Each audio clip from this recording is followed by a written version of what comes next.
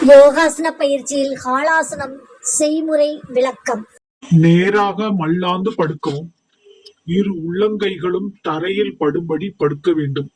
பிறகு மூச்சை பிடித்துக் கொண்டு தலை, கழுத்து, தோள்பட்டை, கைகள் தவிர மற்ற உடல் பாகம் அனைத்தையும் தரையிலிருந்து உயர்த்தி கால்களை வளைத்து தலையின் பின்புறமாக படத்தில் உள்ளவாறு கட்டை விரல்கள் தரையில் படும்படி வைக்க வேண்டும்.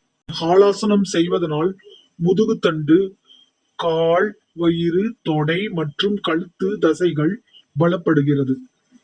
இரத்த ஓட்டம் மேம்படுகிறது. இரத்த அழுத்தத்தை சீராக்குகிறது. மலச்சிக்கல், வாய்வு, செரிமான பிரச்சனை குறைகிறது.